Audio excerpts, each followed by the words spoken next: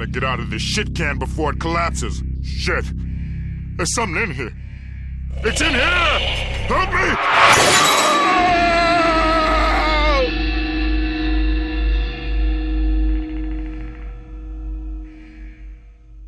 Since it's Halloween, or it will be soon, let's talk about a game that used to be kinda spooky back in the day. And it still is. It's still a game with really interesting visual designs that has some moments of, well, I wouldn't call it horror, but perhaps agitated, panic-induced terror. And that game is The Suffering, made by Sociable Software in the year 2004. The title credited for keeping Midway Games alive a couple of years longer, just enough for it to go into bankruptcy properly and be torn to pieces by the industry and ending up in bits, mostly at Warner Bros, where it, well, they have Mortal Kombat, so that's the thing. Sociable Software did not have really that much luck. The studio shut down at around the year 2010. The Suffering is what you would call a sort of a action game with the veneer of a survival horror game. It's not one per se, though it does appear to be one. I mean, it lacks some of the core elements of a survival horror game, such as the ability to go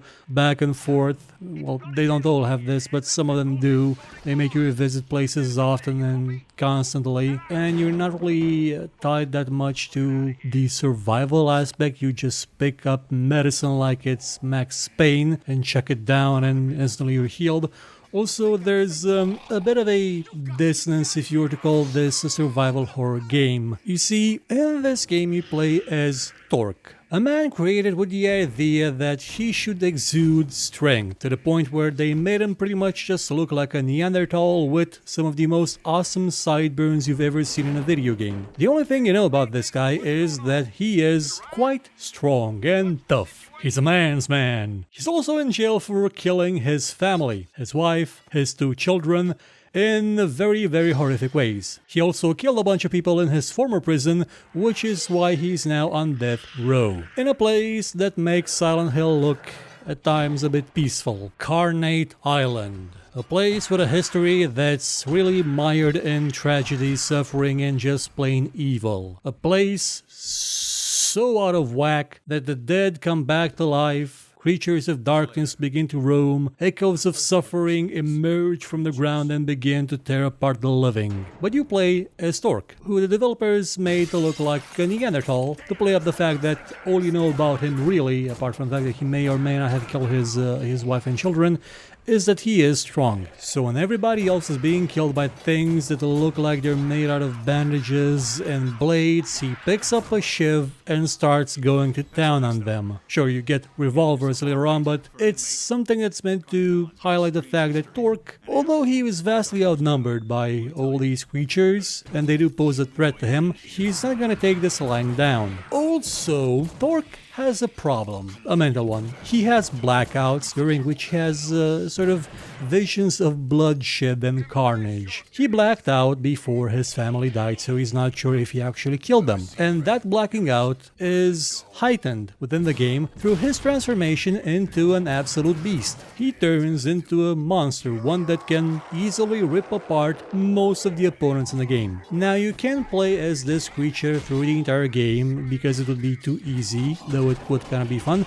because if you stay in this mode for too long, you will die. And also, if you do kind of use it for too long in the story in certain aspects, you will sort of change things. Here's a really neat thing about The Suffering. The uncertainty of Torque's past is left up to the player to decide through their actions. It goes into the mindset that someone that actually goes out of the way to help other people in the prison, like guards, other prisoners, that tries to keep them alive, would not be the kind of person that would have killed their family. The game drives this point home way too obviously by having voices in your head, one of them a demonic sounding, "Kill them all, Torque, now," kind of affair, and the other one being his wife's voice saying, "No, don't kill him, help him, he's just like you," you know.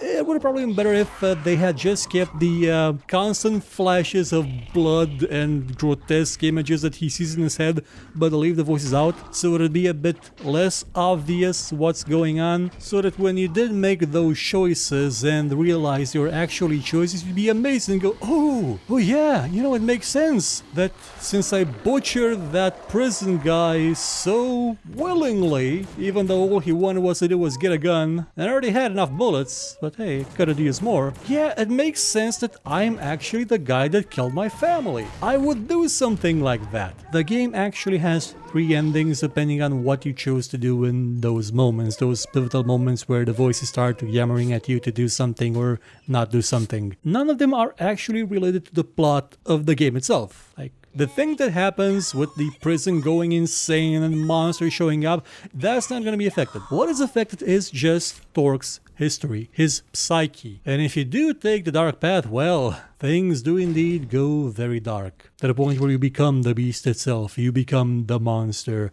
Though even this isn't really all that clear.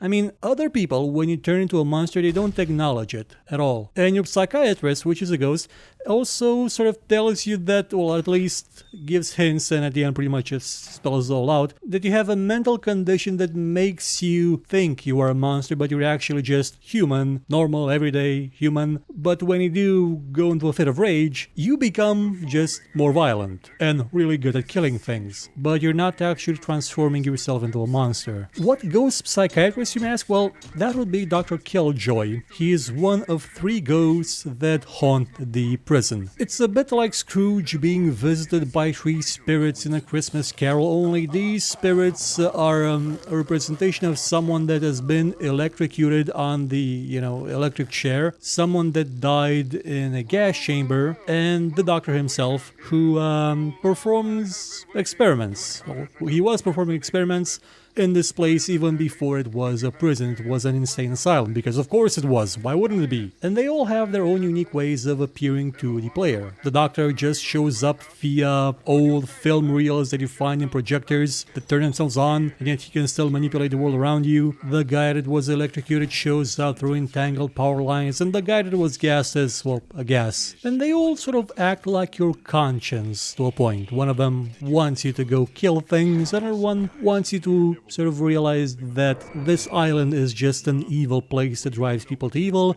and the doctor wants to fix you. They're not the villains, I think. Gotta be honest, I haven't finished this game in quite a long time because the current version doesn't... It has problems. It may crash on you, and even though it does autosave, the autosaves are kept in memory.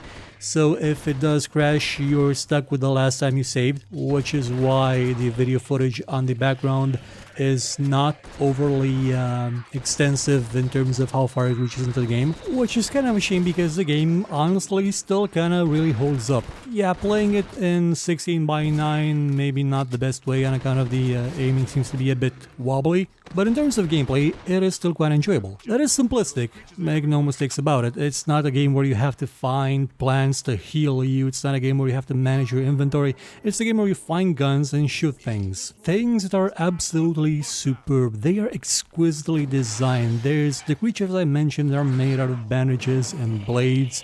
And if you're someone that was conditioned by shooter games to aim for the head, well, you can do this in this game. You can certainly hit things in the head and, oh surprise, they're not gonna die because they ain't alive. You've got to shoot them pretty much everywhere for them to die. You can even blow off some of their limbs. You could consider this, up to a point, a sort of predecessor of Dead Space, where in that game too it was important to not just lob off something's head because you weren't too sure if it actually used that head for anything, and it was more important to go for a limb, or at least maybe with one less leg or one less claw. It was not as dangerous to you, and the same goes for this game, though the it doesn't have that kind of really superbly created dismemberment mechanic. It is there, and it is serviceable.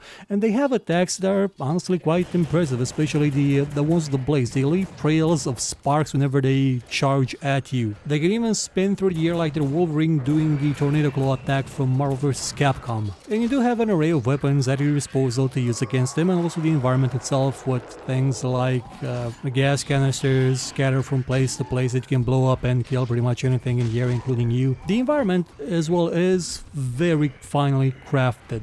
And it is interactable at a higher degree than you'd think it would be, and probably more than it needs to. You can turn on and off pretty much every light you see in the game. There's a light switch pretty much in every room, and that does help you out a bit with actually seeing the enemies because, you know, some of them will crawl on walls and will run around the roof, and you can't see them properly. You can mostly hear them. The fact that I'm not sure exactly if sound is properly working in the 3D sense, but back in the day when it was working in 3D, hearing those things with their claws scraping about the ceiling somewhere in a hidden corner, that was superb. Yeah, no, it's not exactly a horror game, but it can be frightening at times. It can be tense because there's something there. You just can't see it. It'll bounce on you from moment to moment and you don't know where. Also, there's things like puzzles in the game, a couple of them. They're not overly complicated. No, move the statue of the goddess and something, the blood of the Baba. No, nothing that stupid. You just have to move things around a bit and maybe sometimes blow up stuff. But you also have monitors. Here's the thing that really makes it kind of spooky in places. The prison is full of security cameras, and they're connected to monitors that you can see in pretty much every control room. And when you look at these monitors, you don't necessarily see reality. You can even see the ghosts, you can even see glimpses of monsters at the edge of the screen. It makes for really, really good atmosphere. And there's also a lot of lore associated with it, because you do have sort of a diary system where it's implied that you find somewhere bits and pieces of writings from people that used to live in this prison, maybe even back before it was a prison, and they tell you about things, about the monsters, about the people that used to live here, about the execution squads, about the people being burned alive, buried alive, and the monsters that those atrocities had spawned. I remember having quite a lot of fun with it. You can even play it as a first-person shooter if you don't like it being a third-person shooter, but it does give a bit more weight to it as a third-person shooter on account of you being able to dodge. Yeah, you can do a dodge roll left to right. It has dedicated buttons for it, which are kind of useful on account of the whole tornado claw situation. All in all, I remember it being quite a fun game. You got to burn things with a flamethrower, you got a machine gun, a Tommy gun, revolvers. I think you had an axe at one point. You could even blind your enemies and yourself with flashbang grenades. For the longest time in its history, The Suffering was not actually available for purchase. It just showed up this year on GOG again, after it not being available pretty much anywhere. Though it was at one point free.